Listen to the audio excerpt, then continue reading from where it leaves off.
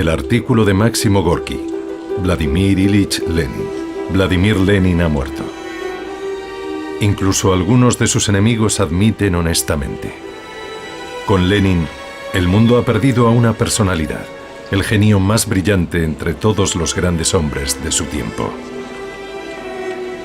El periódico burgués publicado en idioma alemán, Prager Tageblatt, concluyó su artículo lleno de admiración reverencial por su colosal personalidad con las siguientes palabras: Lenin parece excelso, insondable y digno de admiración, incluso en su muerte.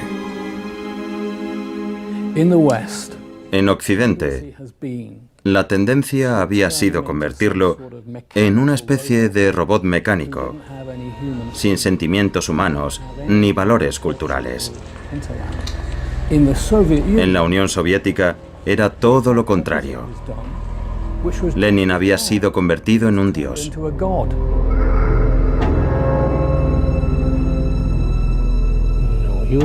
Era un revolucionario poseído por una idea, llevar a cabo una revuelta social. El precio a pagar no importaba, era un fanático. Es imposible llegar a lo más profundo de una persona guiándose únicamente por las evidencias aportadas por los testigos. Primero deberíamos entender su plan de vida. Deberíamos observar las particularidades de su carácter, ya que era el típico intelectual ruso que se hacía las mismas eternas y dolorosas preguntas que Chernyshevsky y Tolstoy. No olvidemos que todo sucedió en la época de la masacre de la Primera Guerra Mundial, y fue él quien paró aquella guerra. Y debemos tener en cuenta que se propuso crear una comuna de París en un territorio que ocupaba una sexta parte de la Tierra. Era un plan titánico, y estuvo muy cerca de conseguirlo. Lenin, primera parte.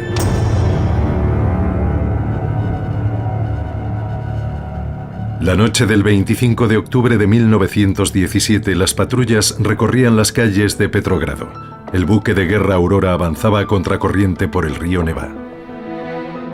Aunque el levantamiento de los bolcheviques estaba llegando a su fin, aún no se había efectuado un solo disparo. El cerebro de la revuelta, Vladimir Lenin, ataviado con una peluca y la mitad de su rostro oculto detrás de un vendaje sucio, se arrastraba astutamente por callejuelas oscuras. Podía haber sido detenido por la policía, con su maquillaje falso y abatido a disparos allí mismo. Y no habría habido revolución. Una vez en el convento Smolny, cuartel general de la revolución, fue llevado a la habitación número 71. Los pasillos estaban sucios y apestaba a tabaco. A su llegada al convento le esperaban los delegados del segundo congreso de los soviets, preparados para anunciar el cambio de poder en Rusia.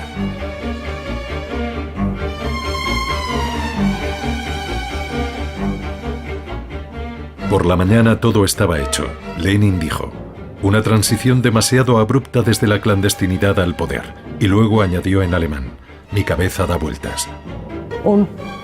Era un teórico y en realidad nunca había participado en ninguna actividad revolucionaria o en algo parecido. A las 10 de la mañana el Comité Militar Revolucionario emitió el discurso de Lenin a todos los ciudadanos de Rusia.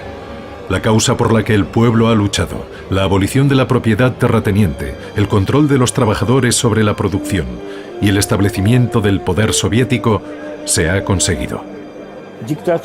La dictadura del proletariado había terminado con la vieja máquina del Estado. Entonces comenzó el fiasco de Lenin.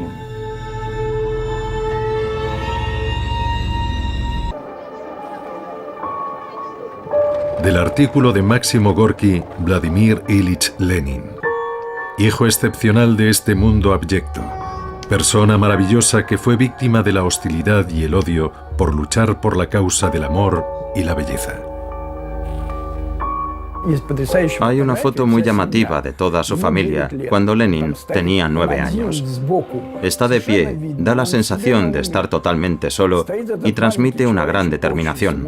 Una pequeña criatura, pero muy reservado y seguro de sí mismo. Un enigma. A pesar de todo lo que se ha escrito de él, sigue siendo un enigma. Nadie ha roto esa nuez y ha visto lo que hay en su interior.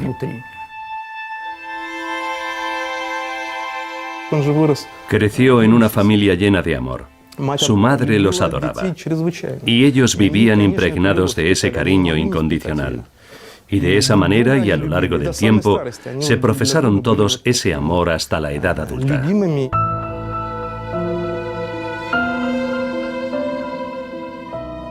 Eran 6 hijos: Ana, Alexander, Vladimir, Olga, Dmitri y María. Ilya Nikolaevich era una persona acomodada, pero los Ulianov llevaban una vida modesta. Era uno de los principios de su madre. Vivía una vida aislada. La casa estaba amueblada con un estilo sobrio. El único objeto lujoso era una gran biblioteca que contenía obras clásicas y las últimas ediciones de la literatura moderna. Se puede decir que Ilya Nikolaevich era una persona leal al régimen.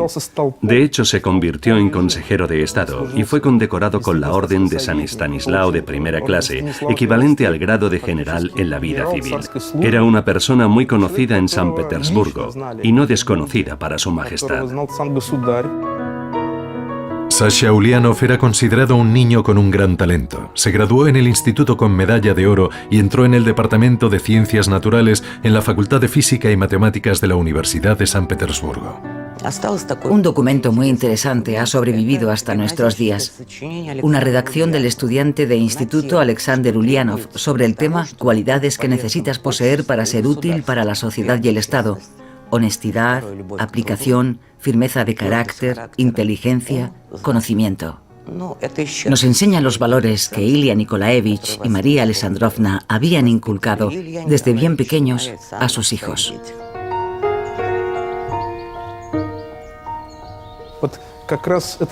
Aquellas cualidades eran también lo que la literatura, la intelectualidad y la propia cultura rusas del siglo XIX fomentaban en la gente destinada a ser la clase dirigente. Estar ante todo por encima de los intereses personales. Y fue aquella misma gente quien, paradójicamente, demostró una crueldad absoluta en sus comportamientos y en su ejecutoria política.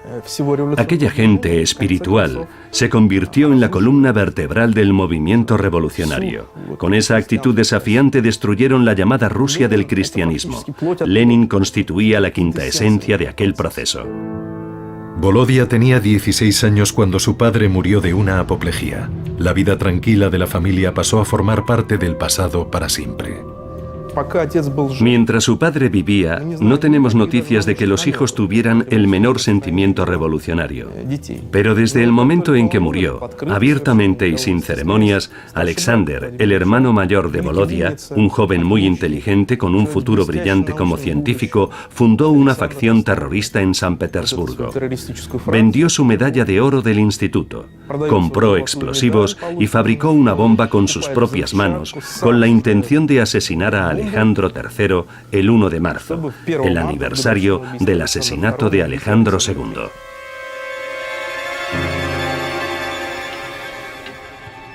Alexander Ulianov fue arrestado junto a otros participantes del fallido regicidio. El tribunal condenó a todos a la pena de muerte. La sentencia fue ejecutada en el patio de la fortaleza de Schlisselburg, cerca de San Petersburgo. Todo el mundo en Simbirsk se apartó de los Ulianov como si tuvieran la lepra. Vladimir tenía entonces 17 años. ¿Qué efecto pudo producir aquello en un muchacho que adoraba a su hermano mayor? Cualquiera que viva en el seno de una familia, tenga hermanos y sepa lo que significa el amor familiar, puede imaginarlo. No voy a extrapolar este suceso hasta el extremo de afirmar que fue la muerte de Alexander lo que convirtió a Lenin en lo que fue, pero sí constituyó uno de los factores que definieron su personalidad y su biografía. Fue una tragedia familiar y Vladimir entendió que entre la familia Ulianov y el gobierno del zar se había producido una brecha insalvable. Mientras estaban en marcha las vistas judiciales, Volodya estaba haciendo los exámenes de graduación en el instituto. A pesar de todo, obtuvo unas excelentes notas, pero al ser hermano de un criminal no tenía derecho a estudiar en Moscú ni en San Petersburgo. Por ello fue matriculado en la Facultad de Derecho de Kazán. 3 meses más tarde fue expulsado por participar en manifestaciones estudiantiles. Las ideas socialistas y el espíritu revolucionario que él acogió representaban el espíritu de la época, y era normal que un joven estudiante los admirase. Era un representante típico de lo que se conoce como la juventud iluminada rusa de la década de 1880. Protestaban contra las tradiciones, contra el poder imperialista, contra el zarismo. Tenían la convicción de que era humillante para Rusia vivir bajo una autocracia que se había convertido en algo obsoleto.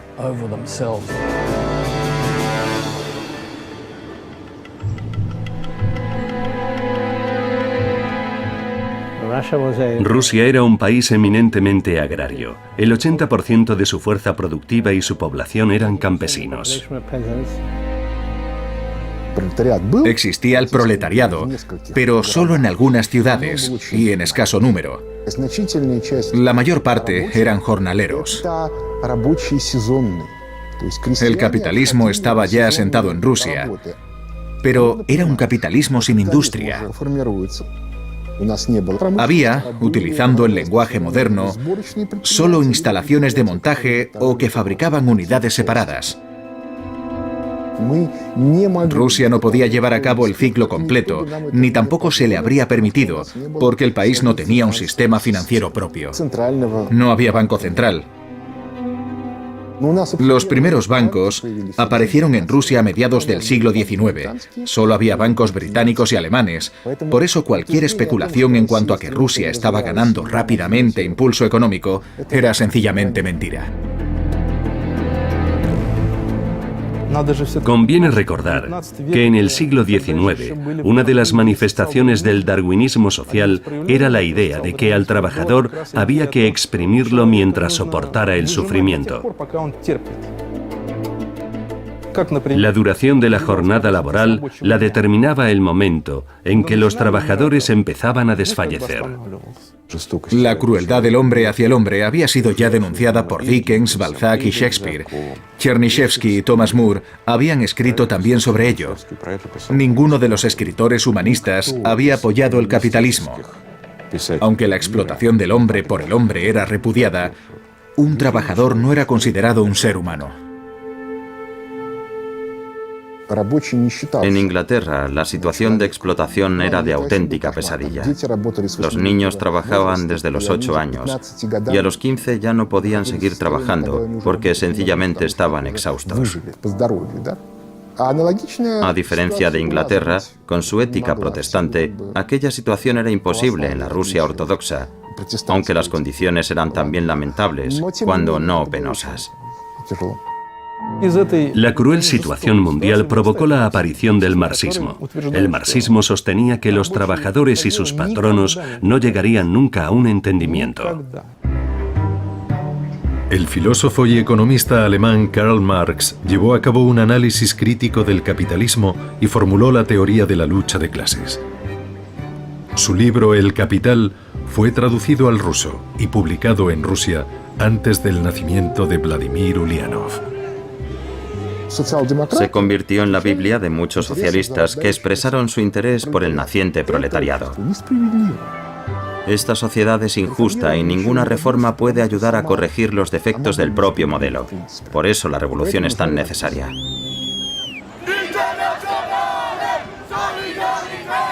Lenin amaba la teoría de Marx.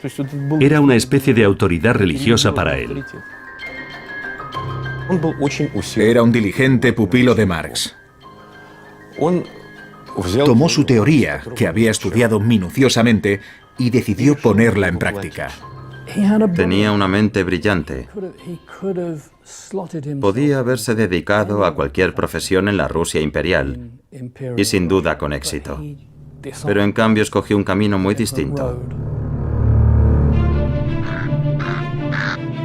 En 1891, la región del Volga estaba devastada por la hambruna. Surgieron brotes de cólera y tifus. La gente moría por miles.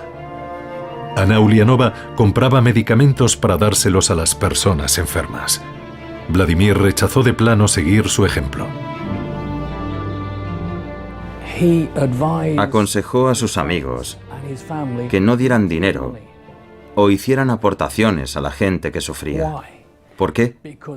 Porque lo que de verdad quería era que la situación empeorase más todavía para que surgiera el sentimiento revolucionario entre los campesinos. La razón de su indiferencia hacia la vida humana partía de su actitud hacia la gente. No tenía precisamente una visión idílica del ser humano. Solo esperaba que el nuevo sistema social engendraría nuevas personas, sin los defectos que poseían sus contemporáneos. Del ensayo de Máximo Gorki, Vladimir Ilich Lenin. En Rusia, donde el imperativo del sufrimiento se predica como el medio universal de salvación, no he conocido a nadie como Lenin que tan enfática y profundamente detestaba y despreciaba el dolor y el sufrimiento de la gente. No era gratuito que Lenin se considerase a sí mismo un físico. Para él, la sociedad humana era materia y medio que necesitaba ser revisado y transformado. Sería una supersimplificación interpretar su comportamiento como una consecuencia de su falta de compasión o incluso como una muestra de crueldad. Su línea de pensamiento era sencillamente la de un físico.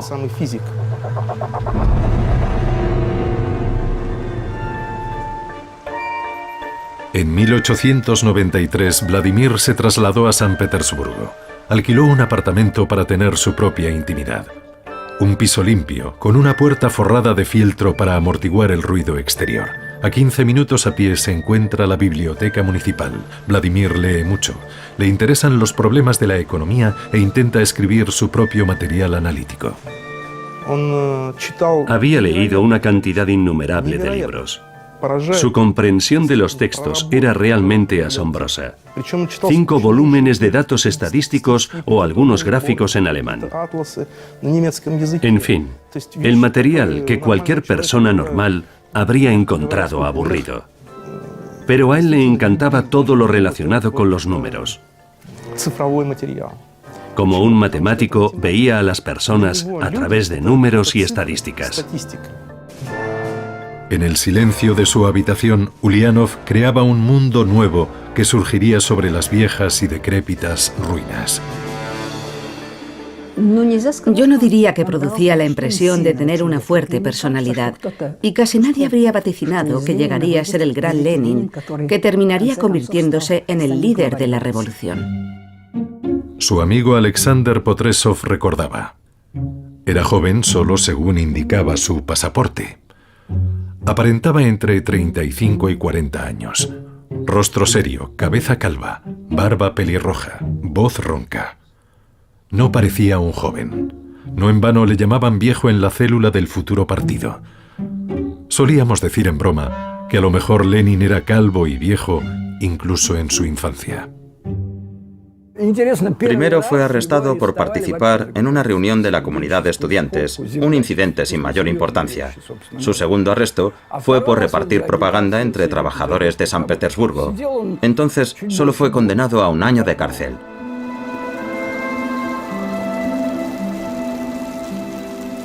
Escribía regularmente cartas a su familia, comunicándoles que su estado de salud era satisfactorio y que debían traerle diariamente agua mineral para su delicado estómago. El propio Ulianov dormía 9 horas al día. Podía trabajar en la biblioteca de la cárcel y casi terminó su Desarrollo del capitalismo en Rusia. Incluso bromeaba con que prefería continuar en la cárcel un tiempo más.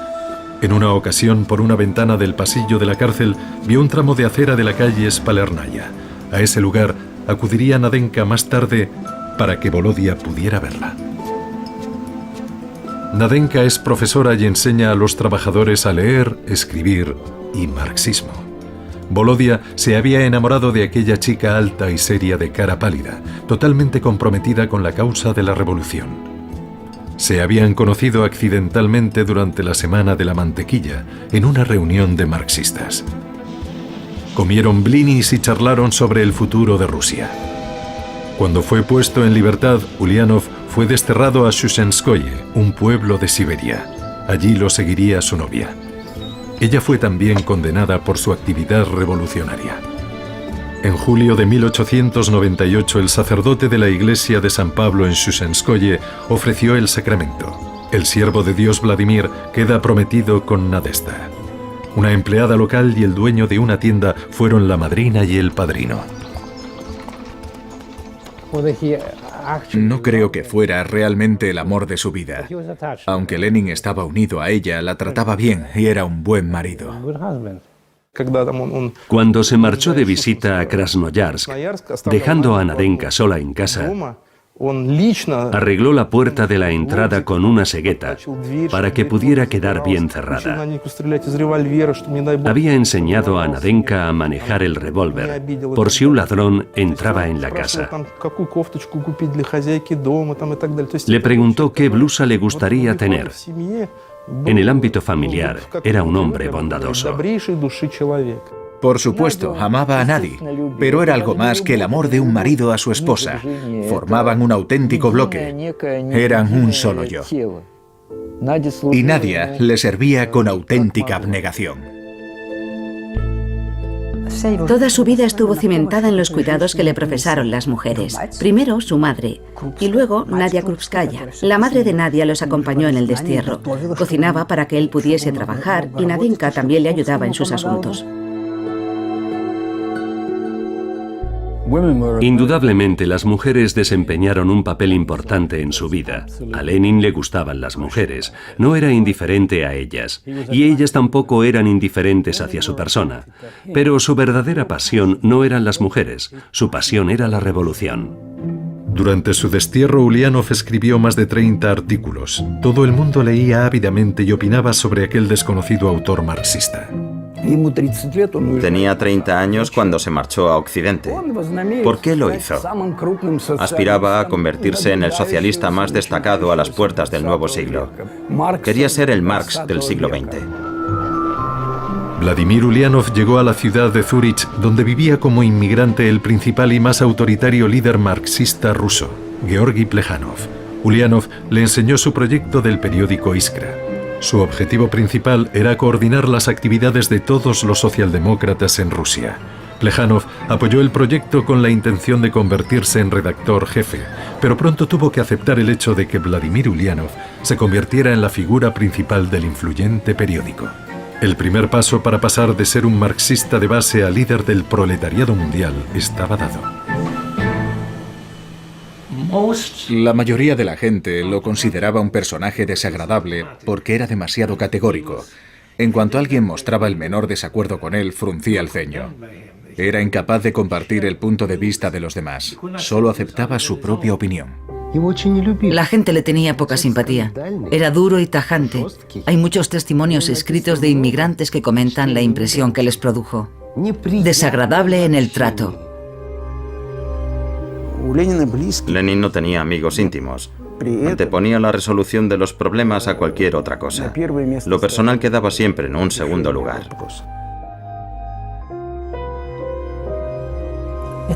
Él era siempre la figura central.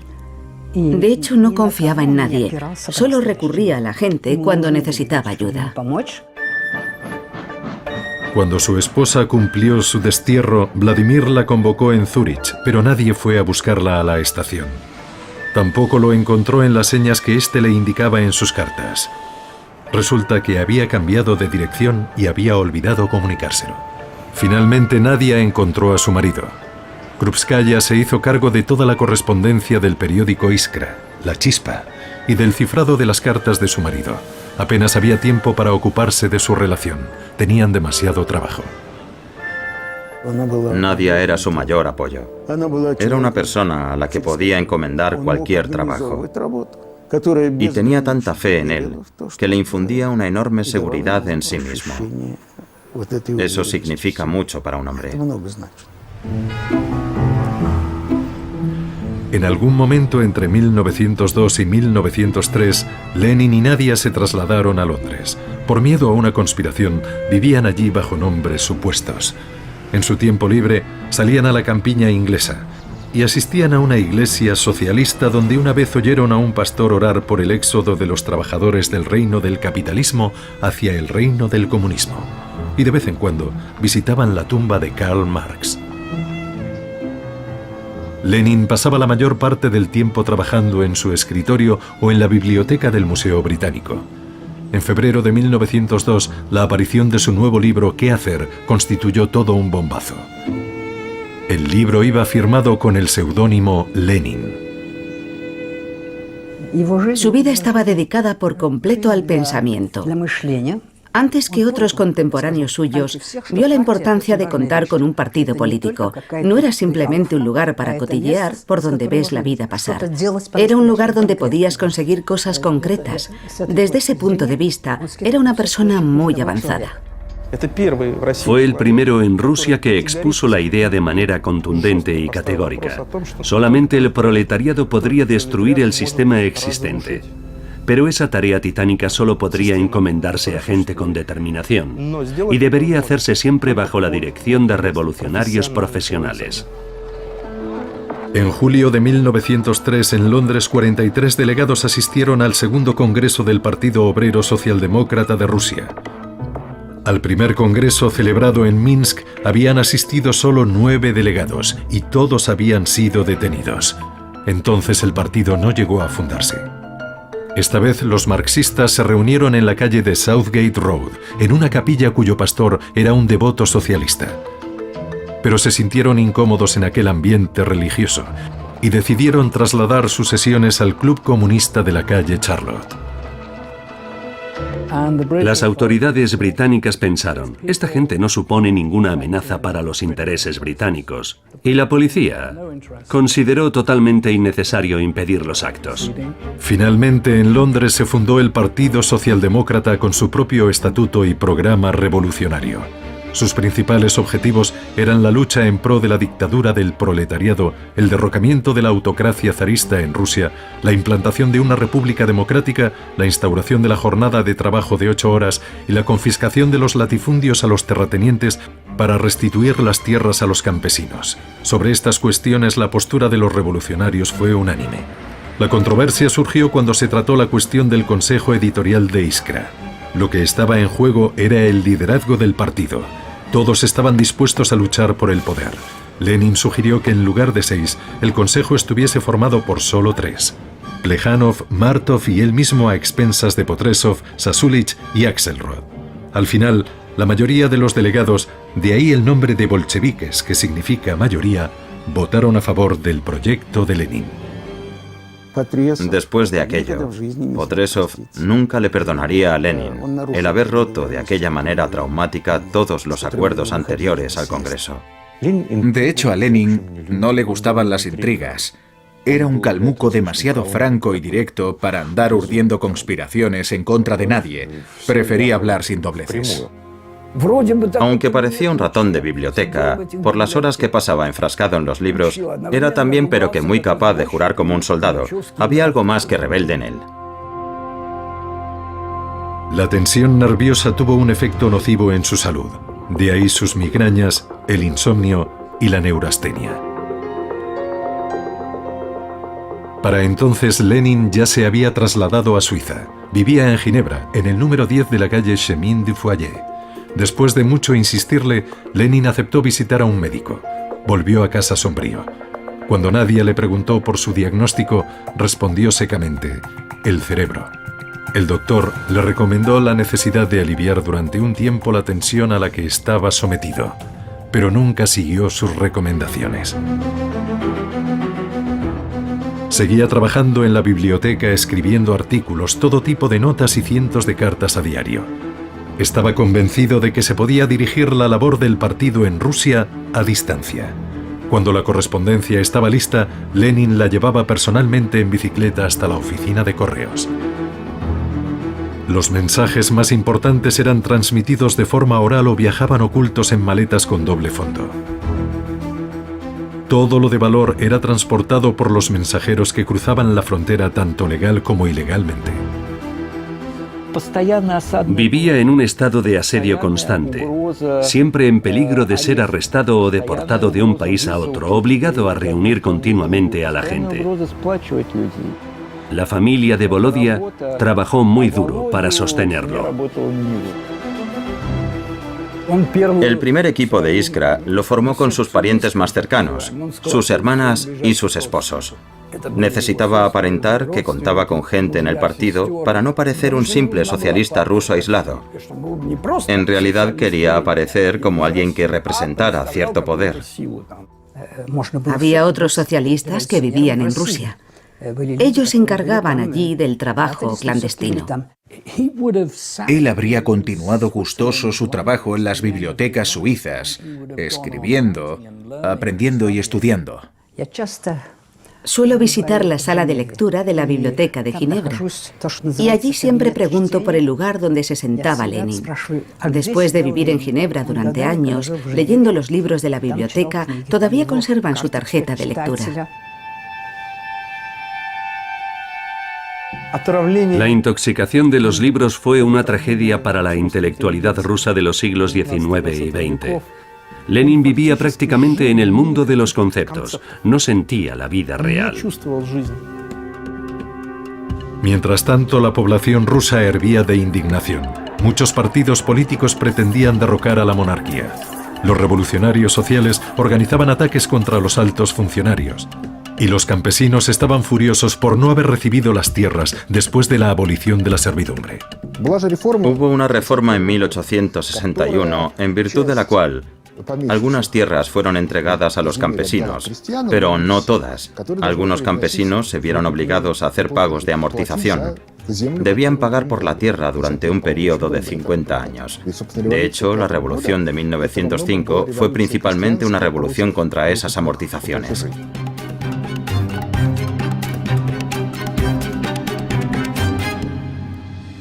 ¿Dónde reside la tragedia del año 1905? No es que el gobierno se negara a hablar con la gente corriente, es que los funcionarios no sabían cómo hacerlo. Si Nicolás II se hubiese dirigido a los trabajadores el 5 de enero, ¿qué les habría dicho? ¿Qué hubiera podido decir para calmarlos? No era solo una demanda pidiendo un aumento de los salarios. La gente exigía medidas políticas. El caso es que el zar se encontró en un callejón sin salida. Estaba plenamente convencido de que hacía todo lo posible para mejorar la vida de los trabajadores. De hecho, intentó en la medida de lo posible presionar a los fabricantes. Pero conviene recordar que Nicolás II dependía de ellos. Las fábricas producían cañones e incluso aviones. Si ejercía demasiada presión, Rusia se habría quedado sin armamento. El equipamiento del ejército era una prioridad en ese momento. El Imperio ruso llevaba un año en guerra con Japón. Tropas de tierra fueron desplegadas al extremo oriente, al área de hostilidades.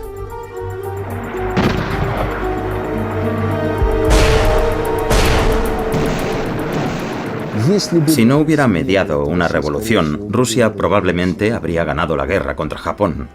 Por eso la revolución fue intensamente apoyada por los servicios secretos japoneses y por muchos otros.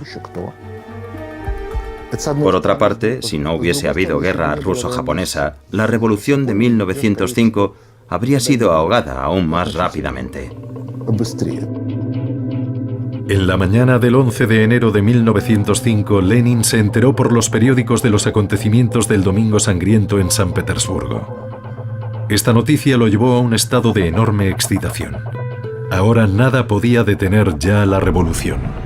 Y Lenin se sentó a escribir sus artículos en los que llamaba a los trabajadores rusos a iniciar una revuelta armada. Es una extraña paradoja. Lenin anhelaba la revolución y escribía mucho sobre ella, pero de alguna manera las revoluciones siempre estallaban en su ausencia. Y sin embargo, no se apresuró a trasladarse a Rusia de inmediato. Hubo otros que sí lo hicieron, pero él permaneció esperando. Creo que hay dos facetas en Lenin bien diferenciadas. Lenin, el visionario, el que deseaba construir un nuevo mundo, y Lenin, el terrorista secreto. Todo ello en una sola persona. Era un ser humano excepcional. Y era también, por qué no decirlo, muy peligroso. Finalmente, en noviembre, Lenin viajó a Rusia. Allí comenzó a persuadir a los bolcheviques de que había llegado el momento de atraer hacia el partido a los jóvenes marxistas radicales. Y ello a pesar de que en Suiza poco tiempo antes había presionado y defendido con vehemencia lo contrario. «Lo que necesitamos es la máxima energía», escribió Lenin en su discurso ante el Comité de Lucha Revolucionario. «Estoy sumamente sorprendido al ver que las bombas han estado en la agenda durante 6 meses y sin embargo todavía no se ha fabricado ninguna». Era un llamamiento al terror de masas. Grupos de trabajadores y estudiantes debían atacar al Estado zarista. Ese es uno de los motivos por los cuales el comportamiento de los líderes revolucionarios, desde una perspectiva humanista, por ejemplo, nos parece anormal y cruel. Pero ellos tenían su famosa consigna: sacrificarlo todo en aras de un futuro feliz, en aras de un mundo más justo.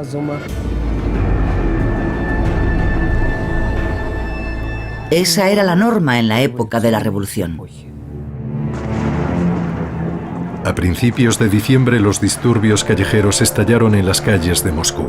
Pequeñas unidades de combate se movían por la ciudad actuando como una guerra de guerrillas. Iban comandados por luchadores experimentados del Partido Socialista Revolucionario que practicaban el terror como medio de lucha. Durante varios días, la ciudad quedó sumida en el caos, con robos, saqueos y persecuciones. Se instaura la justicia por medios totalmente injustos. Se instaura la igualdad a través de una profunda desigualdad, y me refiero a la desigualdad social. Se instaura el amor a través del odio ignominioso. Y la sociedad resultante no nace en un ambiente soleado, sino en su faceta más sombría. En diciembre, la policía y el ejército necesitaron 10 días para ahogar la revuelta e instaurar algo parecido al orden público. Después de aquello, la revolución se apaciguó, pero las manifestaciones se siguieron sucediendo aquí y allá hasta 1907. 9.000 personas fueron víctimas del terror revolucionario. Por parte del gobierno zarista, los tribunales condenaron a muerte a 3.574 personas. El Partido Obrero Socialdemócrata de Rusia fue sometido a una dura represión y sufrió grandes pérdidas en la Revolución de 1905. Al final cayó en decadencia. El asalto al poder era inviable en 1905 o 1906. Se necesitaban condiciones excepcionales de lucha social para tener así al menos la oportunidad de alcanzarlo. Lenin y Nadia tuvieron que emigrar a París, ciudad que desagradó especialmente a Lenin y a la que calificó de agujero inmundo. No obstante, fue a París donde los emigrantes revolucionarios acudieron en tropel. En 1992 fui a visitar el apartamento de Lenin en la calle Marie-Rose. Los comunistas franceses me permitieron verlo. En el dormitorio vi 2 camas estrechas de hierro. Me quedé atónito. Vivía con muchas más comodidades que la mayoría de los revolucionarios en Londres, París o Ginebra, porque procedía de una familia burguesa. Nunca pasó hambre. Siempre llevaba un traje de 3 piezas y un par de botas de calidad. También utilizó recursos de la tesorería del partido, ya que nunca obtuvo mucho dinero con sus publicaciones. Su madre también le ayudó económicamente. Recibía una pensión del imperio por su marido. Resulta bastante irónico, después de todo, que Lenin estuviera organizando una revolución con la ayuda de su madre, es decir, con el dinero de la pensión de su padre, que había sido precisamente funcionario del Estado. El 26 de noviembre de 1911 en París se produjo un hecho luctuoso en el seno de una importante familia revolucionaria. La hija de Marx, Laura, y su marido Paul Lafargue se suicidaron. Al enterarse, Lenin le dijo a Nadia, si uno no puede ser ya de ninguna utilidad al partido, debería morir como ellos. Durante el funeral, Lenin pronunció un discurso, y fue allí en el propio cementerio donde conoció a Inesa. Él tenía 41 años, ella 35. Era una mujer emancipada, muy adelantada para su época. Y desde luego actuaba como tal. Inesa Armand era de ascendencia francesa. A la edad de 15 años su familia se trasladó a Rusia. Había estado casada 2 veces y tenía 5 hijos. Y de repente se sumó a la actividad revolucionaria. Se unió al partido. Por su participación activa en la revolución de 1905, fue desterrada a la región de Archangelsk, pero consiguió evadirse y, provista de documentación falsa, huyó al extranjero. En su apartamento de Bruselas se celebraban reuniones y se ocultaban armas, municiones y literatura subversiva. Inesa llevó a cabo una agitación activa en el extranjero y se convirtió en la confidente de Lenin. No hay duda de que Lenin la amaba. Era su amante, no solo una compañera del partido. Y sus sentimientos eran sinceros. Sin embargo, en las cartas publicadas no se hacía ninguna mención a esa relación. A Lenin no le gustaba hablar de ello, y ella tampoco era probablemente una mujer muy locuaz. En aquellos tiempos no era algo bien visto. Si alguien piensa que una persona que está reconstruyendo el mundo puede ser un mujeriego, se equivoca profundamente. Estamos hablando de un hombre muy especial. Durante toda su vida, Lenin solo tuvo un amor, y ese amor se llamaba la Gran Revolución Rusa.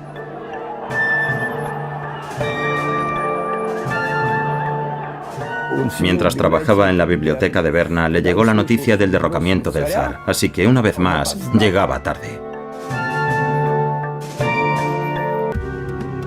Del artículo de Gorky Vladimir Ilich Lenin. En 1907 en Londres, Lenin me dijo: el mundo burgués ha alcanzado un estado de fermentación pútrida que amenaza con envenenar todo y a todos. Es el principio de una catástrofe. Seremos testigos de una guerra en Europa. Será una horrible masacre. El proletariado no tendrá la fuerza suficiente para evitar un baño de sangre.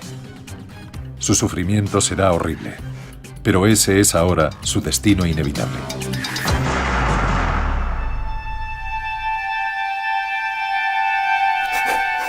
Lenin, segunda parte.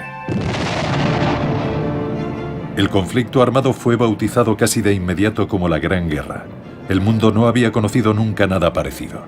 Las hostilidades se extendieron a los Balcanes, Oriente Medio, el Cáucaso, Europa y África. Casi 40 países se involucraron en el conflicto.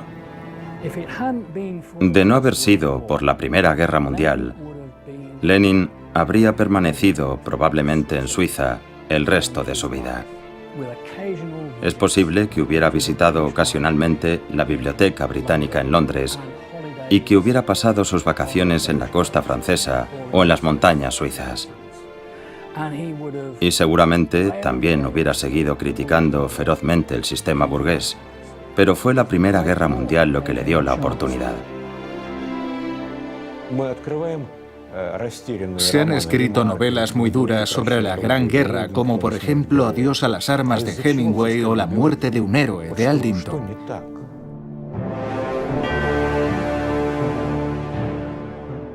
¿Qué ocurrió? El mundo burgués se venía abajo.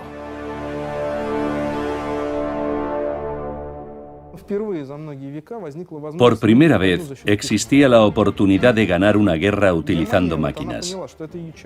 Alemania pensó que había llegado la hora y podía hacer lo que no había conseguido durante muchos siglos para alcanzar el más alto nivel en las coordenadas políticas mundiales. El avance en la industria metalúrgica fue increíble. Y el país que fuera capaz de reequipar a su ejército en primer lugar podía ganar en cuestión de semanas. La victoria se lograría con la artillería.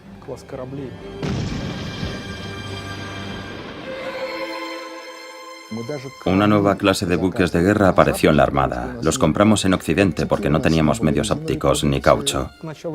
Al principio de la Primera Guerra Mundial éramos el país con la mayor deuda externa. Los empresarios fueron presionados por el Estado y los bancos.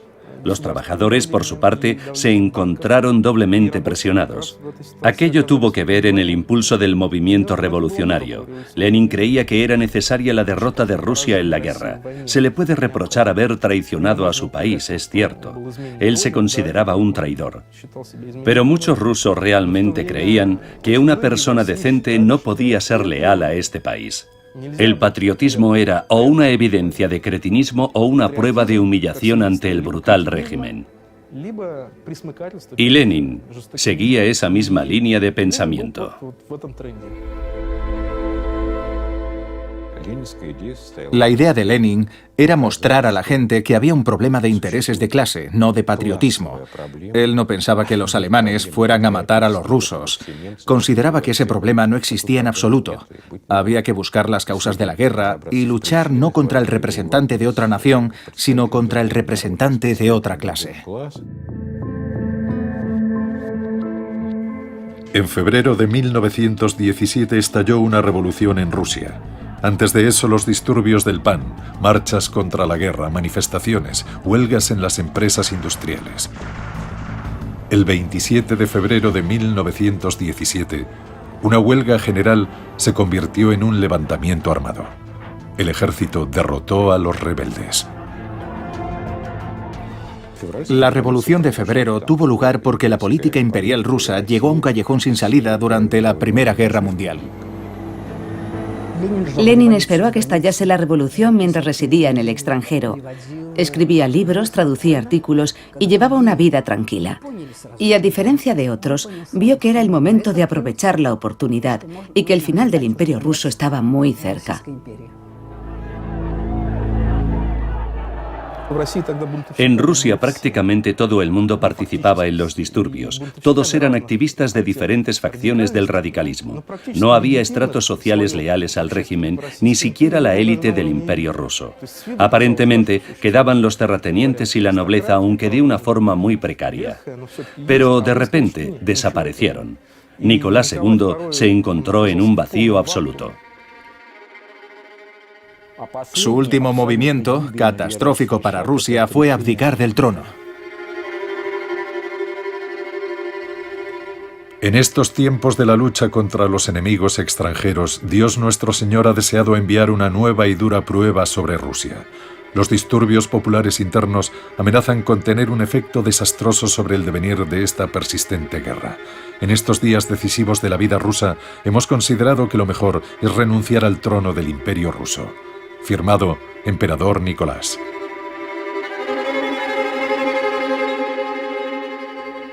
La guerra continuó, la gente no la quería. Petrogrado estaba lleno de desertores mientras los liberales seguían parloteando.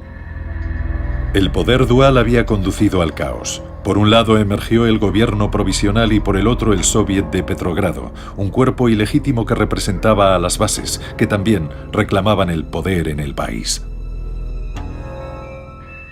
El Estado ruso se estaba derrumbando por sí solo. Lenin, como todos los demás, había sido un observador del proceso. Tras la Revolución de Febrero en Rusia, el jefe del Estado Mayor alemán del Frente Oriental, general Hoffmann, escribió: «La Revolución rusa desmoralizó al ejército y nosotros, naturalmente, buscamos intensificar el proceso». Algunas autoridades civiles que mantienen relaciones con los ciudadanos rusos que viven en Suiza tuvieron la idea de utilizar a algunos de estos ciudadanos para destruir el espíritu combativo del ejército ruso, envenenándolo con ideas antibélicas.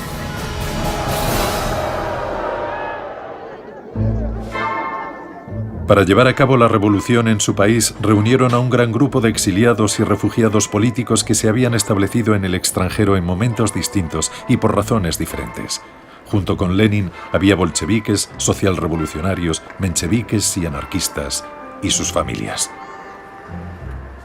Había 50 aparatchiks, miembros del aparato del Partido Comunista, en total. Eran muy importantes porque sabían cómo trabajar. Nadie contaba con un aparato de partido como aquel. Iban a ser transportados desde Suiza al Imperio ruso. Técnicamente el país se encontraba en estado de guerra. Por ello se acordó que viajarían en un tren del que no pudieran bajar. Era una especie de tren extraterritorial.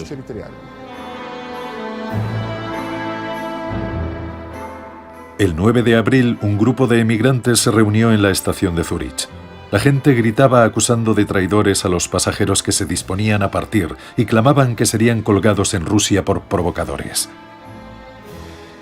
Los pasajeros respondieron cantando la Internacional. Nada más partir el tren, Lenin pidió que se dejase de cantar y se estuviera en silencio. Quería trabajar. Karl Radek se fue a fumar al baño. Cuando Lenin se enteró, montó en cólera. No quería que nadie fumara en el tren, ni tampoco que cantara o le perturbase durante la noche. Era un hombre bastante complicado para convivir con él.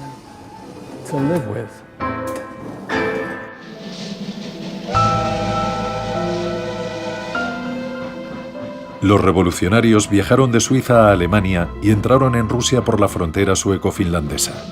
El 13 de abril de 1917, Lenin y sus camaradas llegaron a la estación de Finlandia en Petrogrado. Aquella noche, el andén de la estación estaba atestado de gente que había ido a ver a Lenin como si fuera una celebridad de la época. El partido envió una guardia de honor a la estación. Cuando Lenin la vio, le dijo a su mujer: «Me van a arrestar». Parecía enteramente un extranjero. Llevaba una corbata de lunares y zapatos de tacón alto, porque quería parecer más alto de lo que era. Llevaba también un bombín, sombrero muy popular entre los empleados suizos, con la visera ligeramente doblada hacia arriba. Sus camaradas del partido le dijeron: «Vladimir Ilich, quítate esa cosa horrible». Uno de los trabajadores, un hombre desconocido, le dio su gorra, y Lenin no paraba de quitársela sin saber qué hacer con ella. Lenin pronunció un discurso corto y efusivo, ganándose de inmediato la simpatía de la gente. Poseía un extraordinario magnetismo personal. Marineros, camaradas, os saludo sin saber si creéis o no en las promesas del gobierno provisional. Pero sé que cuando os prometen tantas cosas os están engañando. El pueblo necesita paz. El pueblo necesita pan. El pueblo necesita tierra. Y ellos os dan guerra, hambre, no pan. Los terratenientes siguen siendo los propietarios de las tierras. No estaba claro hacia dónde ir, a quién creer, qué ocurriría al día siguiente. De manera que cuando aparece un hombre que dice: «Yo sé exactamente lo que hay que hacer, escuchadme y haced lo que yo os diga», bueno, esto proporciona sin duda excelentes resultados.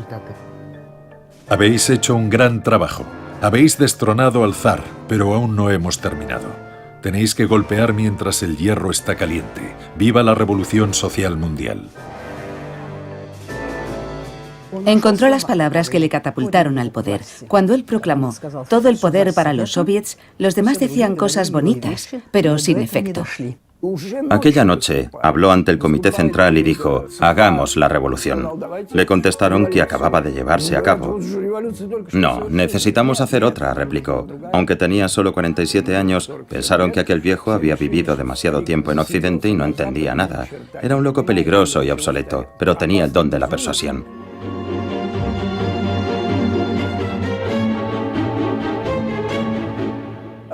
«18 días después, se convocó la conferencia del partido. Asistieron 133 delegados regionales, que estaban también lo bastante locos para confirmar: «Sí, necesitamos esa revolución». Su lema, «Dadme un partido de revolucionarios profesionales y transformaremos Rusia», se convirtió en el credo y en el símbolo del bolchevismo. Lo escribió con toda claridad. El partido debe tomar el poder. El partido era él mismo. Quería el poder para llevar a cabo su idea. El partido era su idea. Los miembros del partido bolchevique eran pocos. No había estadísticas exactas en cuanto a la cifra. Muchos trabajadores no pertenecían a ningún partido o eran socialistas. Para atraer adeptos a sus filas, los bolcheviques necesitaban agitadores comprometidos a los que se enviaría por todo el país para pegar folletos y repartir periódicos revolucionarios. Las cuotas del partido no eran suficientes para financiar tales actividades. Era necesario reabastecer la tesorería del partido. Los bolcheviques no dudaron en recolectar dinero de diferentes formas. Su trabajo era lo primero y el dinero no olía. Cuando Lenin ya estaba en Rusia, los alemanes continuaron financiándole. Los periódicos del partido se imprimían con su dinero. Él jamás habría podido construir el partido sin el dinero de algunos grandes propietarios que nunca imaginaron que la revolución sería posible. Francia y el Reino Unido dieron dinero abiertamente. El embajador francés, Maurice Paléologue, dio mucho dinero. El partido fue financiado también por banqueros occidentales que lo consideraban una herramienta para debilitar el imperio ruso. No hubo un solo partido, excepto los octubristas, que no recibiera financiación del extranjero. Aquello formaba parte de la lucha política.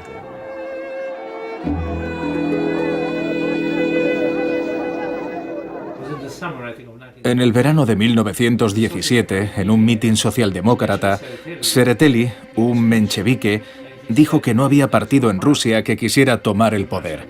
Entonces, Lenin se levantó de su asiento y exclamó: «Sí existe ese partido», dando a entender que era el suyo. Los asistentes se echaron a reír, porque sabían que su partido apenas tenía ninguna influencia. En el archivo central del partido se conserva el diario de Víctor Chernov, líder de los socialrevolucionarios. En él escribió: «Todos entendimos que asumir la responsabilidad del destino de Rusia en el otoño de 1917 significaba sangre sucia y trabajo sucio para aquel movimiento espontáneo». Dejaron vía libre a los bolcheviques y a Lenin con la esperanza de que arreglasen el desaguisado, pero no permanecieran en el poder. Entonces vendremos como caballeros con brillantes armaduras y construiremos un Estado auténticamente democrático. Y como ahora sabemos, fue una vana ilusión. El 24 de octubre, carros blindados entraron en la plaza frente al Instituto Smolny. Grupos de hombres armados ocuparon el Banco de Estado, la oficina de correos, la agencia telegráfica, las estaciones de tren Nikolaevsky y Baltic. Posteriormente fueron reforzados con marineros de Kronstadt. El buque de guerra Aurora avanzaba a contracorriente por el río Nevá y se detuvo cerca del Palacio de Invierno. A las 21:40 un disparo de fogueo efectuado desde el Aurora marcó el comienzo del asalto. A las 2 de la mañana el palacio fue tomado por los atacantes. El gobierno provisional fue arrestado. A las 5 de la mañana se proclamó el poder soviético sin efectuar un solo disparo. Su misión se culminó el 25 de octubre. El 7 de noviembre, según el calendario revolucionario soviético, habían pasado 8 meses desde abril a octubre. La tarea se había llevado a cabo de forma brillante. Será siempre y en todas partes enseñada y estudiada. Será siempre un libro de texto, un ejemplo brillante de cómo hacer una revolución. El 27 de octubre, el segundo Congreso Panruso de los Soviets de Diputados de los Obreros y Soldados formó un nuevo gobierno encabezado por Vladimir Ulyanov Lenin.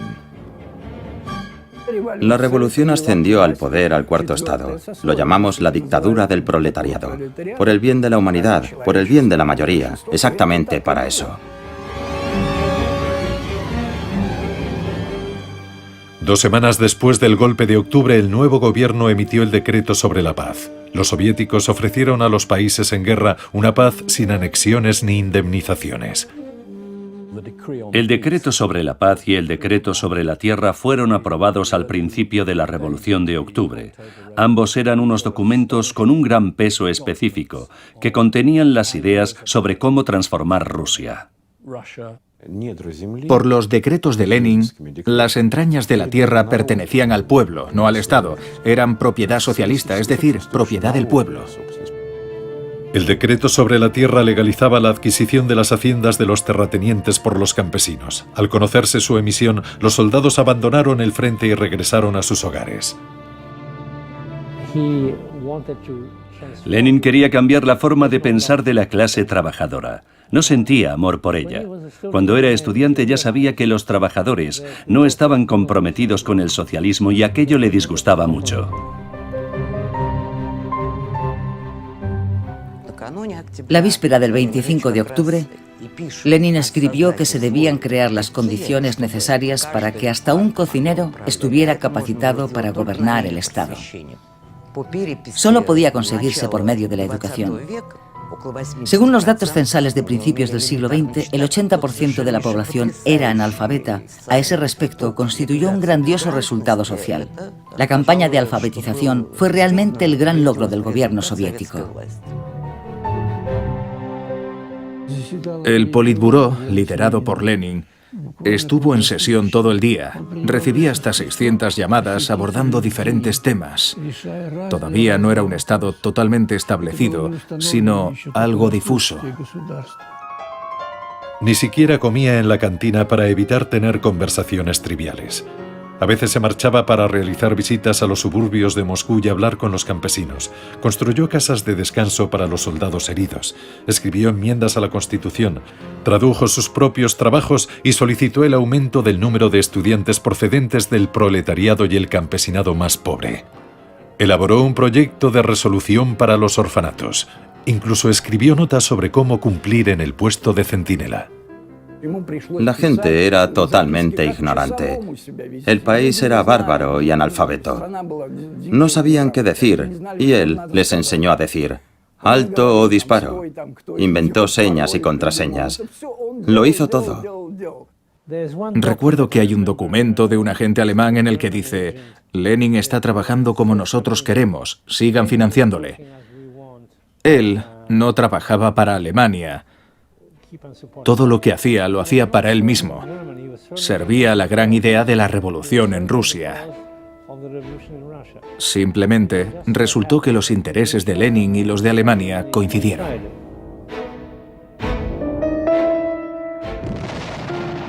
A finales de 1917 los alemanes comenzaron a perder la guerra. Se vieron obligados a volver a desplegar sus fuerzas en el frente occidental contra los franceses, los británicos y los americanos. Por eso buscaron la paz con Rusia en el frente oriental. Los alemanes financiaban a Lenin, que prometió sacar a Rusia de la guerra. La situación económica en Rusia se encontraba al borde del colapso. La industria solo trabajaba para las necesidades del frente. Moscú era abastecido con solo 5 camiones de carga de alimento al día, en lugar de los 100 que se requerían. Petrogrado, 15 en vez de 50. Había hambruna, epidemias de tifus, fiebre tifoidea, viruela. Lenin se puso su desgastado abrigo y le dijo a Yersinsky: Félix, ponte tu gabán y vámonos a negociar con los boches. En Francia llamaban boches a los alemanes. El 3 de marzo de 1918 se firmó el Tratado de Brest-Litovsk entre Rusia y Alemania. Rusia admitió la derrota. Bajo el tratado cedía 780.000 kilómetros cuadrados de su territorio con más de 56 millones de habitantes, una tercera parte de la población total del Imperio ruso. Rusia fue obligada a retirar sus tropas de los territorios que iban a ser ocupados por las fuerzas alemanas. Rusia perdió Polonia, Ucrania, Crimea, las tierras bálticas y Finlandia, con sus bases para la armada rusa. Los alemanes ocuparon parcialmente Azerbaiyán, Georgia y Armenia. Podría haber rechazado heroicamente firmar la paz, pero la revolución habría sido aplastada. El Tratado de Brest-Litovsk se firmó porque los bolcheviques eran demasiado débiles en aquel momento. Y no porque tuvieran que ejecutar debidamente sus obligaciones con los alemanes. Era una cuestión geopolítica. Casi todo el partido se opuso a su posición en el tratado. Todo el mundo decía que era una paz vergonzosa y que el país no debería firmarla, pero Lenin dijo que eso le traía sin cuidado. El mero hecho de que 1 millón de rusos sobrevivieran fue un logro personal de Lenin. Él paró aquella guerra. Pero estalló la guerra civil y el ganador sería quien estuviera dispuesto a sacrificar su vida. De hecho, los bolcheviques alcanzaron el poder precisamente durante la guerra civil. Cualquier guerra civil es una guerra sin reglas. Los rusos mataban a los rusos con una crueldad mayor todavía porque pensaban que tenían derecho a matar a cualquiera de los suyos. Los blancos habían estado azotando a sus siervos durante siglos y ahora tenían que lidiar con mujiks, campesinos rebeldes, siguiendo la tradición de los amos, castigando a sus esclavos. Aquella gente educada tenía las manos manchadas de sangre. Y los rojos también. Del artículo de Máximo Gorki y Vladimir Ilich Lenin. ¿Es posible la humanidad en una guerra de una ferocidad sin precedentes? ¿Qué bondad y benevolencia pueden existir? La contrarrevolución está cargando contra nosotros como un oso. ¿Qué podemos hacer? ¿No tenemos ningún derecho a defendernos? ¿A resistir? Lo siento, pero no somos tontos. Sabemos lo que queremos. El Ejército Rojo es invencible. Camaradas y soldados del Ejército Rojo, capitalistas de Inglaterra, América y Francia están librando una guerra contra nosotros. Envían dinero y suministros militares a los terratenientes rusos que lideran tropas contra los soviets desde Siberia y el Cáucaso septentrional con el objetivo de restaurar el poder del zar, el poder de los terratenientes y los capitalistas. Pero nunca lo conseguirán. En aquel momento, todo indicaba que los blancos estaban a punto de tomar Ekaterimburgo y ponerse a las órdenes de Nicolás II y su familia. Ello podría suponer un gran apoyo para los blancos. Por eso los rojos los mataron a él y a su familia. Precisamente para que los monárquicos no tuvieran más posibilidades de contrarrestar la ofensiva de la revolución. Él necesitaba demostrar que la muerte del zar marcaba el final del pasado. El pasado ha terminado y ya no hay vuelta atrás. Lenin no anunció la muerte de la familia del zar de inmediato. Le aterraba pensar que si se conocía lo que había sucedido con la familia del zar, pudiera producirse un cambio dramático en la actitud de la gente hacia el Consejo de Comisarios del Pueblo, hacia él y hacia el resto del liderazgo político. Aunque no hubo una orden escrita, todas las circunstancias ponen de manifiesto que los bolcheviques de Ekaterimburgo habían recibido el plácet de Moscú o alguna otra forma de aprobación. ¿Por qué estuvieron tan sincronizados la ejecución de la familia del zar y el atentado a Lenin?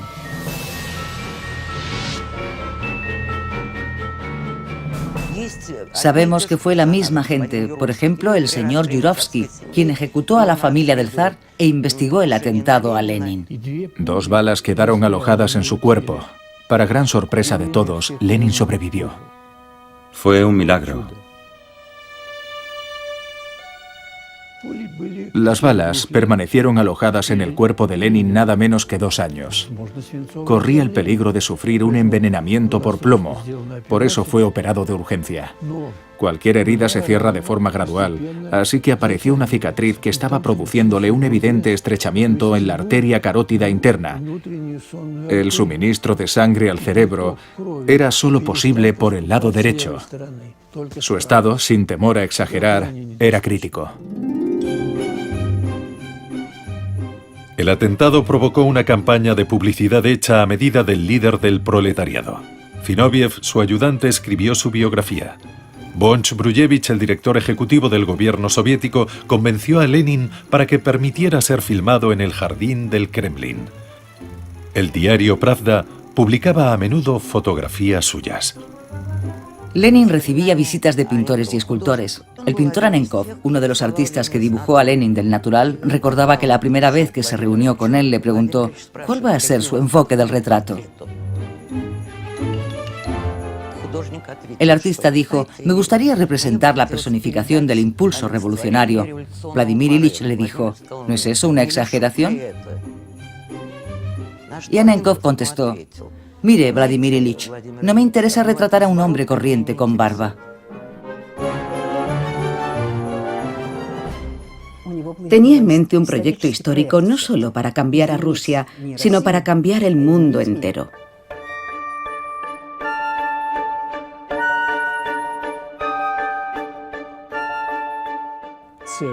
Su plan era desatar una guerra civil en Europa.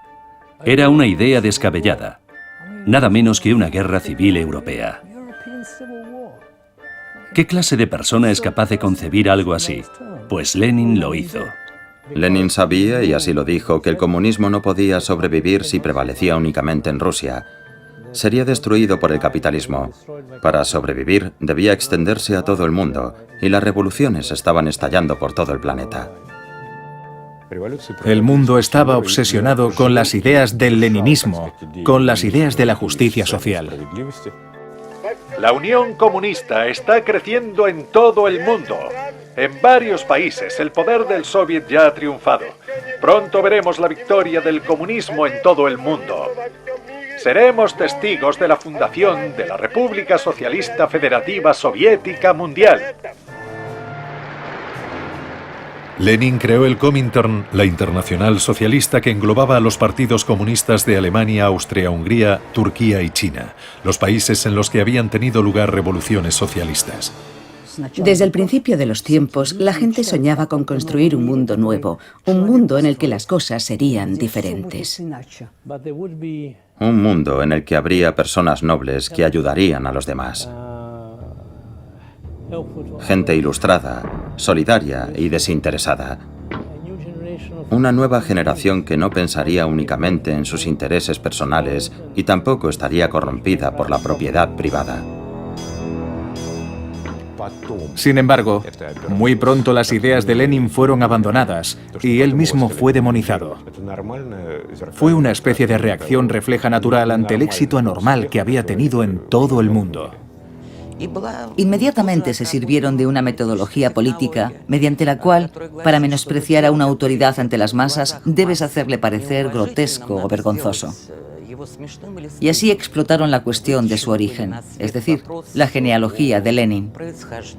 Luego plantearon la cuestión del dinero alemán que supuestamente había utilizado para la revolución. Y finalmente empezaron a chismorrear sobre su romance adúltero con Armand. En abril de 1917, Inés Armand viajó con Lenin a Rusia. Una vez en Moscú, se hizo cargo de la jefatura del Consejo de Economía Nacional y de un departamento del Comité Central. Encabezando una misión de la Cruz Roja, viajó a Francia para liberar a los soldados del cuerpo expedicionario ruso de su cautiverio. Fue arrestada por las autoridades francesas y liberada después de que Lenin amenazara con disparar a toda la misión francesa en Moscú. Armand murió de tifus. Durante su funeral celebrado en Moscú, Lenin acompañó al cortejo fúnebre. Tenía el rostro destrozado, caminaba con los ojos cerrados y parecía a punto de desplomarse.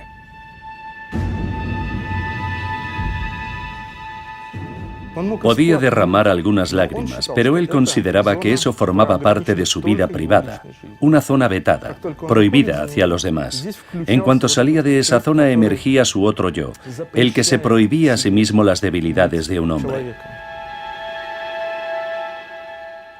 Hubo muchas personas, entonces llamadas nihilistas, que negaban la moral desde un punto de vista teórico.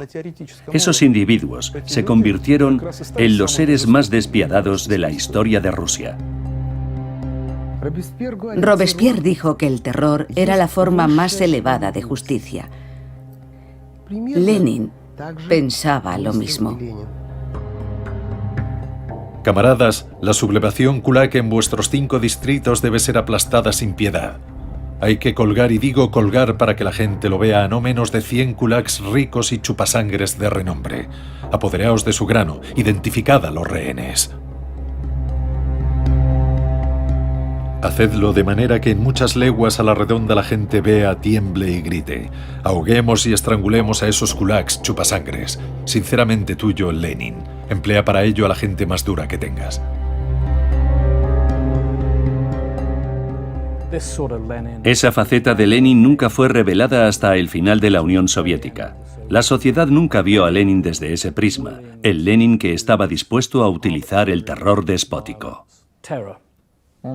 Él sabía distinguir perfectamente el bien del mal y sabía que había traspasado esa frontera, pero apagó cualquier remordimiento apoyándose en su teoría de clases. Todo lo que beneficia al proletariado es moral. Pensó que era necesaria una gran dosis de violencia y encomendarse a una dictadura para acortar el lapso de tiempo transcurrido entre el fin del capitalismo y la creación de la Comunidad Comunista Mundial. creía firmemente en ello. Era un genio político. Sin embargo, el patrón de sus actos era absolutamente anticristiano. Deliberadamente anticristiano. Lo que él inició fue el experimento más dramático del siglo XX, la construcción de un paraíso en la tierra estando ausente la figura de Dios. Creo que Lenin abandonó a Dios por Marx. Era un ateo militante, y lo era hasta tal punto que paradójicamente su ateísmo era casi religioso. El bolchevismo es una especie de religión. Ningún hombre puede profesar dos religiones a la vez. El que cree en Dios no puede ser bolchevique. A principios de la década de 1990, el gobierno soviético abrió los archivos secretos de Lenin. Había algunos documentos aterradores. Por ejemplo, una vez Lenin ordenó colgar a todos los sacerdotes que se mostraban renuentes a obedecer, y sus cadáveres debían exponerse públicamente para atemorizar a los disidentes. Escribió: «Disparad a los sacerdotes, a cuantos más disparéis mejor». Desde su punto de vista, la Iglesia Ortodoxa rusa era una de las organizaciones más peligrosas, destructivas y perniciosas de la sociedad imperial rusa. Pensaba que los sacerdotes eran un auténtico cáncer para el pueblo ruso. Durante su infancia en Simbirsk, Lenin había sido miembro de la parroquia de San Sergio de Radones. Más adelante ordenó la apertura de las reliquias del santo en la Laura de la Trinidad y de San Sergio, y pidió que se le proyectara la película de la exhumación. Al finalizar la proyección, Lenin se frotó las manos. Estaba profundamente satisfecho.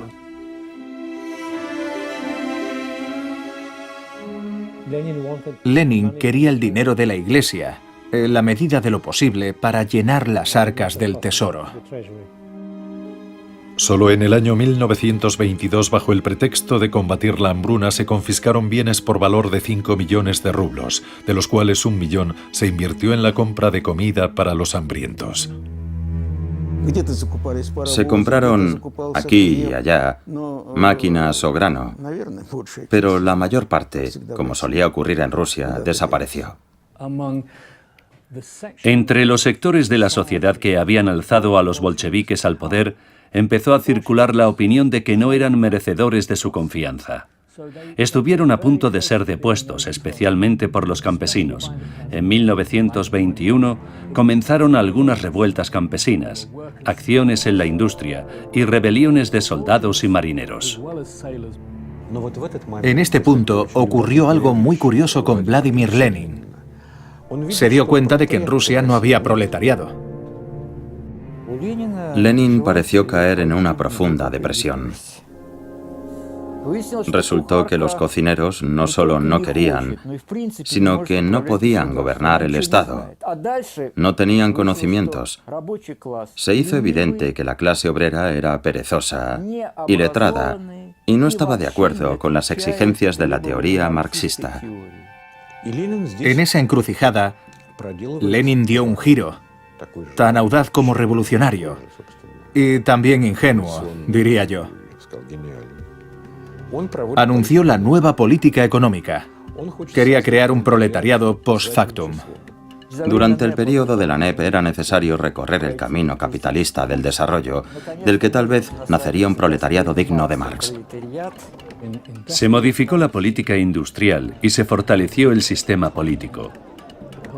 Era la única forma de salvar la dictadura de los bolcheviques. Solo de esa manera se preservó el Estado soviético. Los comercios que habían sido cerrados ofrecían ahora vinos franceses caros, y la NEP se convirtió en la base económica para futuras reformas liberales, aunque fuesen hipotéticas. No tenía nada de marxismo, era puro progresismo. Sin Lenin, los bolcheviques difícilmente hubiesen podido introducir esos cambios. La NEP era muy impopular dentro de la élite bolchevique. Lenin enseñó a muchos de ellos que para alcanzar ciertos objetivos, había que ir siempre en contra de la opinión pública. Como cuando firmó el Tratado de Paz de Brest, anunció la NEP e incluso cuando llevó a cabo la Revolución de Octubre. Siempre fue uno contra todos. Solemos olvidar que estamos hablando de un periodo de apenas 4 o 5 años en la vida de Lenin. Como Sísifo, había empujado una piedra cuesta arriba, dando esperanza a la gente, pero la piedra cayó rodando. Su idea de difundir el comunismo en todo el mundo a través del Comintern, la Internacional Socialista, no tuvo éxito en ningún lugar. Rusia iba a incendiar Europa. Y lo único que consiguió fueron algunos chispazos. Los líderes de la Revolución Alemana fueron asesinados y la Revolución Húngara fracasó. Durante los 2 últimos años de su vida fue consciente de que había fracasado. No había posibilidad alguna de cambiar la naturaleza humana. Se dio cuenta de que ninguno de sus camaradas más cercanos respondía al epítome del hombre nuevo. Estaba decepcionado con todos ellos y con la sociedad en general. Fue una tragedia para él.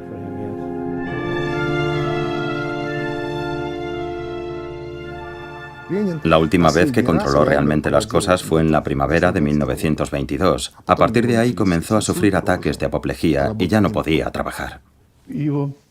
Lo dejaron postrado en la cama y le prohibieron las visitas. Su hemisferio izquierdo estaba deteriorado. El lado derecho de su cuerpo se fue paralizando poco a poco desde las piernas hacia el tronco. Lo único bueno es que su mente permaneció más o menos lúcida. Trató de dictar una serie de artículos y notas, pero esas notas y esos escritos nunca llegaron a sus destinatarios. Fue un sentimiento trágico para él. Durante 2 años, Lenin estuvo sin trabajar. Su secretario personal, Zinoviev, le traicionó. Desvió los asuntos a Stalin, ignorando el hecho de que Lenin seguía vivo. Ambos consideraban a Lenin una especie de material de desecho. Lenin era consciente de que estaba muy enfermo.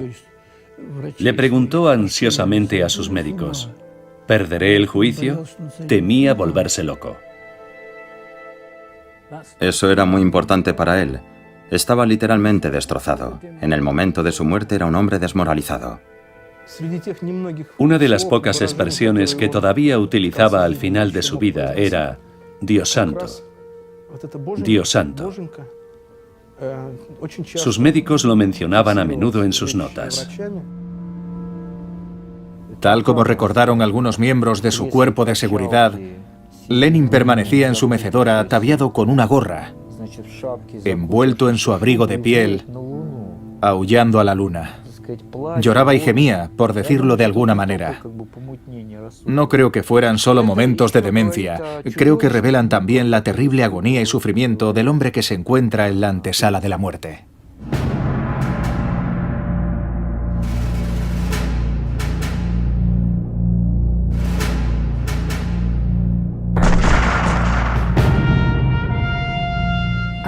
En realidad, los dictadores pueden dejarse llevar por las mismas pasiones que nos dominan a las personas corrientes. Claro que no están locos. Puede que tengan alguna percepción deformada de la realidad, pero no están mentalmente enfermos. Ni mucho menos. Se parecen mucho a nosotros. Por eso son tan peligrosos, porque tenemos muchas cosas en común. Gustave Le Bon, sociólogo experto en psicología de masas, escribió: «Los grandes reformadores del mundo siguen encorvando nuestras espaldas, incluso desde las profundidades de sus tumbas.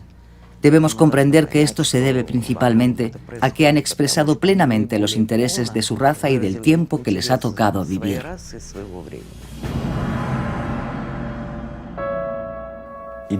Las ideas son inmortales. Las ideas no mueren. Sus planes, por decirlo con sencillez, se derrumbaron. Todo lo que logró fue radicalmente distorsionado. El camino que eligió para Rusia no se hizo realidad. No obstante, Lenin sigue siendo un símbolo de esperanza para mucha gente pobre del mundo. Demostró que los esfuerzos bien dirigidos pueden cambiar el curso de la historia para la humanidad. Es un personaje único. Su recuerdo permanecerá vivo 1000 años. Es una figura de una escala realmente planetaria. Todos esos gritos para sacar a Lenin de su mausoleo son inútiles. Da igual que lo hagan o no, nadie podrá borrarlo de la historia. Nunca. Allí permanecerá para siempre.